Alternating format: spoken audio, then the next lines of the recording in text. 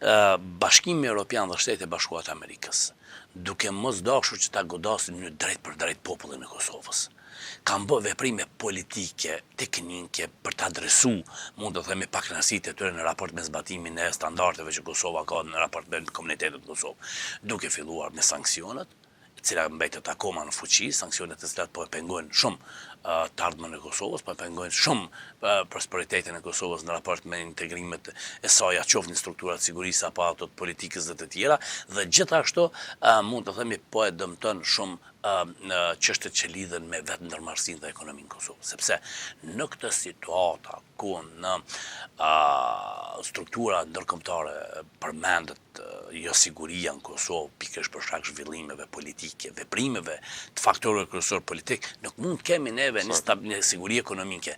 Në asnjë rrethon, i nderuar Ridvan, nuk kemi mundësi të kemi investitorë të cilët do të vinin në Kosovë derisa qeveritë e tyre i njoftojnë për situatën aktuale dhe veprimet e Kosovës për të minuar, mund të themi, përpjekjet e faktorit ndërkombëtar në lidhje me zbatimin e drejtave të komuniteteve në Kosovë. Ajo që duhet të theksoj edhe një herë është fakti që ne duhet që të lëmë anash interesat tona politike dhe grupore, duhet lëmë parasysh, duhet lëmë anash mund të thënë përfitimet që vinë si rezultati politikave ditore. Kujt kryeministri duhet një Kosovë që është në masa ndëshkuese, një Kosovë që shihet po nga partnerët si një shtet që po rrezikon partneritetin me ta.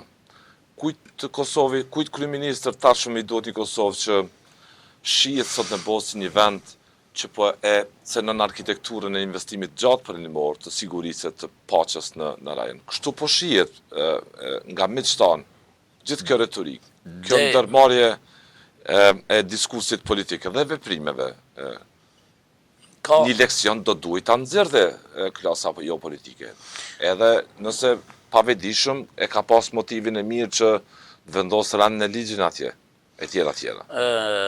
Jo gjithmonë do thot veprimet politike sigurojnë edhe aktivitetet që lidhen me çështjet e sigurisë. Ne kemi thënë në vazhdimsi se politika duhet të jetë koherente dhe duhet të jetë në varësi të produkteve të institucionet sigurisë në lidhje me veprimet e saj politike për pasojat që mund të ketë. Ne kemi thonë në vazhdimsi se Agjencia Kosovës për Inteligjencë dhe Inteligjenca e NATO-s, qoftë edhe partnerëve tonë të Kosovës, kanë mundësi me ndihmu Kosovën sa i përket informacioneve dhe pasojat që mund të vinë si rezultat e veprimeve politike në Kosovë. Dhe ka pas edhe diskutime publike, adresime publike, nisur nga fakti që ka pas një interesim, mund të themi, të mirë të faktorit ndërkombëtar dhe Shtetet e Bashkuara të Amerikës për të adresu pasojat që mund t'i kemi në raport me veprimet tona të jashtme. Nisur që nga koha kur mund të themi qeveria e Kosovës kishte vepruar në raport me targat, ju kujtohet ishte ai momentumi ku krijoi një situatë skalimit situatës, madje patëm edhe plagosjet pjesëtarëve të KFOR-it, policisë, gazetar, qytetar, dhe ishte ndoshta një momentum, një rast ku ne do të mësonim shumë se çfarë mund të jenë pasojat e veprimeve tona politike që do të determinojnë zhvillimin e sigurisë.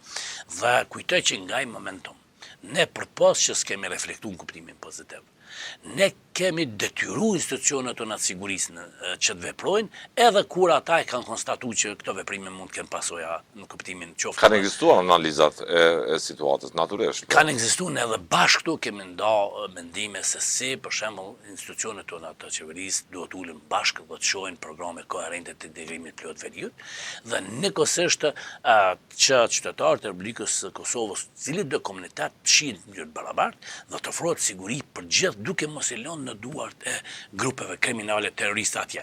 Pikërisht tani në zgjedhjet e fundit u dëshmu që Kosova ka dështu me i bindë serbët se mund t'i ofroj siguri dhe se të njëjtit janë detyruar me vepru ashtu siç i thot Beogradi zyrtar.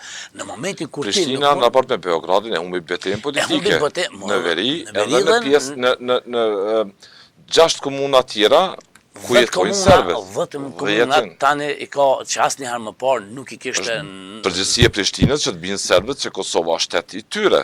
Pikërisht këtu ka dështuar, sepse në rast përgjegjësia e qeverisë që të binë serbët ta dojnë shtetin e Kosovës, por Kosova si shtet mbron drejtat themelore të tyre.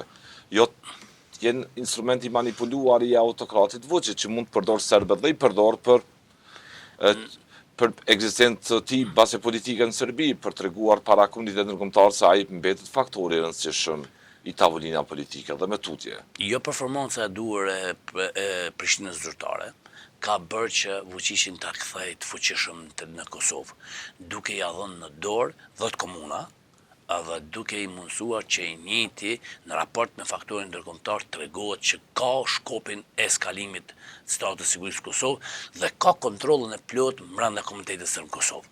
Thjesht një mungesë e duhur e integrimit me vedi apo pa vedi e ka dërgu pushtetin e shterbëve të Kosovës në drejtim Beogradit zyrtar.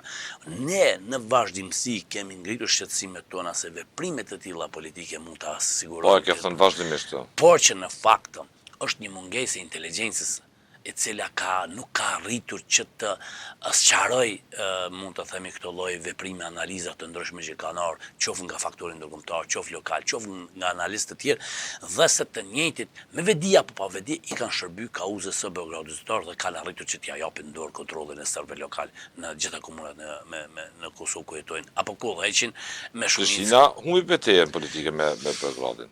Do të mund ta fitonte për disa vite pasi. Prishtina jo që humbi betejën me Beogradin, por Prishtina shkaktoi edhe pasoja serioze në të ardhmen e vet Kosovës. Siç e thamë edhe më parë, Kosova mbetet nën sanksione, u pezullu dialogu strategjik.